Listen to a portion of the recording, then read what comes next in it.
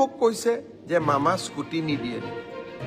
এইবাৰ আমি higher secondary পৰীক্ষাৰ আগতেই বাতৰি কাকতত ডাঙৰ ডাঙৰ বিজ্ঞাপন দি সকলোকে জনাইছোঁ। অসম প্ৰজ্ঞান ভাৰতী আঁচনিৰ অধীনত ডক্টৰ বাণীকান্ত কাকতিৰ যোগ্যতা বঁটা হিচাপে স্কুটি ছাত্ৰ ছাত্ৰীখিনিক প্ৰদান কৰা হয়। সেই স্কুটি সন্দৰ্ভত মুখ্যমন্ত্ৰীৰ শেহতীয়া বিশেষ ঘোষণা আহিছে আৰু মুখ্যমন্ত্ৰীয়ে কি ঘোষণা কৰিছে আজিৰ ভিডিঅ'ত শুনাম। ছাৰ, কিমান শতাংশ নম্বৰ লাভ কৰিলে এইবাৰ স্কুটি পাব আৰু কোনবোৰ ছাত্ৰ ছাত্ৰীয়ে পাব এই স্কুটি বা এই সুবিধাটো পাব, এইখিনি অলৰেডি ঘোষণা হৈছে। আৰু লগতে স্কুটি আঁচনি যিখন চলি আছে সেই স্কুটি আঁচনিখন বন্ধ হ'ব আৰু নতুন আঁচনি এটা আৰম্ভ কৰিব। একচুৱেলি আঁচনিটো নতুন নহয়, নতুন আঁচনি আৰম্ভ হৈছে, কিন্তু স্কুটি আঁচনিটো বন্ধ কৰি সেই আঁচনিটো চলাই থাকিব। চ' নতুন আঁচনিখন হ'ব নিযুত মইনা আঁচনি, আৰু এই নিযুত মইনা আঁচনিখন আগতো হৈছে, যোৱাবাৰৰ পৰা আৰম্ভ হৈছে। এতিয়া স্কুটিৰ আঁচনিখন বন্ধ কৰি এই নিযুত মইনা যি নতুন আঁচনি আৰম্ভ কৰিছে যোৱা বছৰৰ পৰা, এই আঁচনিটো চলাই ল'ব বুলি মন্তব্য কৰিছে। আৰু নতুন যিটো আঁচনি সেইটো হ'ল নিযুত মইনা আঁচনিৰ অধীনত প্ৰতিগৰাকী ছাত্ৰীয়ে মাহিলী পাব 1,1250 আৰু 2500 টকাকৈ। অৰ্থাৎ হায়াৰ ছেকেণ্ডেৰী ফাৰ্ষ্ট ইয়েৰত এডমিশ্যন হোৱা ছাত্ৰীসকলে 1,000 টকাকৈ 10 মাহৰ কাৰণে পাব। আৰু যিবিলাক ছাত্ৰীয়ে হায়াৰ ছেকেণ্ডেৰী পাছ কৰি গ্ৰেজুৱেশ্যন কৰি আছে সেইবোৰ ছাত্ৰীয়ে 1,250 টকাকৈ 10 মাহৰ বাবে মাহিলী 1,250 টকাকৈ 10 মাহ এই ধনখিনি লাভ কৰিব।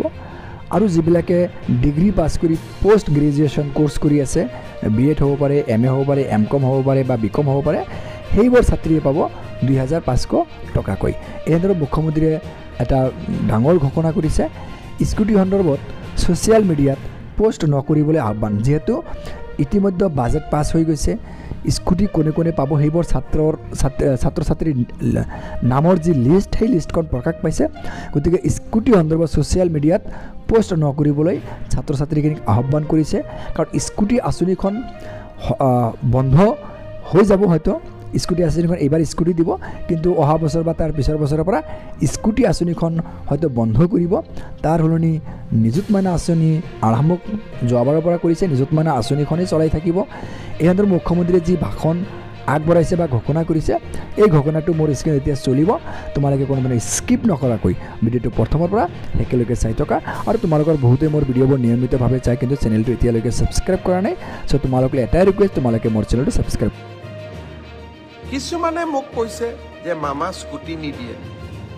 এইবাৰ আমি হায়াৰ ছেকেণ্ডেৰী পৰীক্ষাৰ আগতেই বাতৰি কাকতত ডাঙৰ ডাঙৰ বিজ্ঞাপন দি সকলোকে জনাইছোঁ যে নিযুত মইনা আৰু স্কুটি দুইটা আঁচনি ৰাজ্য চৰকাৰে পৰিচালনা কৰিব পৰাৰ সক্ষমতা আমাৰ নাই।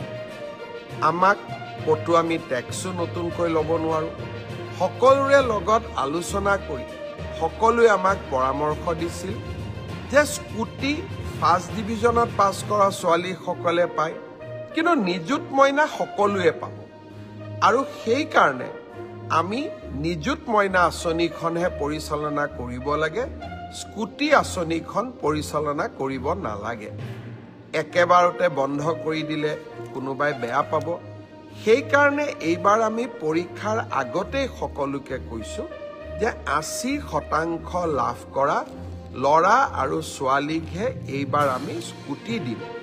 কিন্তু যিসকলে স্কুটি নাপাব, ছোৱালীয়ে ভাগিনীসকলে, তেওঁলোকে নিযুত মইনা আঁচনি পাব। সেইকাৰণে আপোনালোকে ছ'চিয়েল মিডিয়া বা আন স্থানত স্কুটিৰ কাৰণে পোষ্ট দি নাথাকিব, কাৰণ চৰকাৰৰ বাজেট ইতিমধ্যেই পাছ হৈ গৈছে।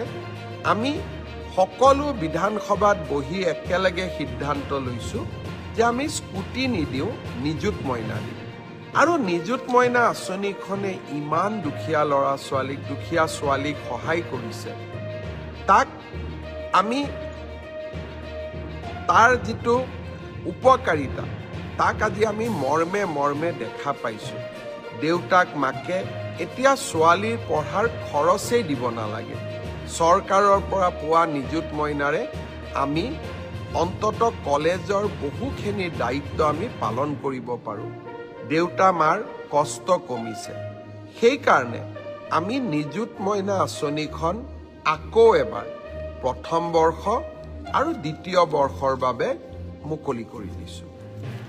শ্ৰদ্ধাৰ অসমবাসী ৰাইজ, আৰু বহুকেইটা প্ৰতিশ্ৰুতি আছে। মই লাহে লাহে অক্টোবৰ মাহৰ আগতে অসম চৰকাৰে আগবঢ়োৱা প্ৰতিটো প্ৰতিশ্ৰুতি ৰাইজৰ ওচৰলৈ যাতে অৰ্থাৎ ধৰাতললৈ আমি লৈ আহিব পাৰোঁ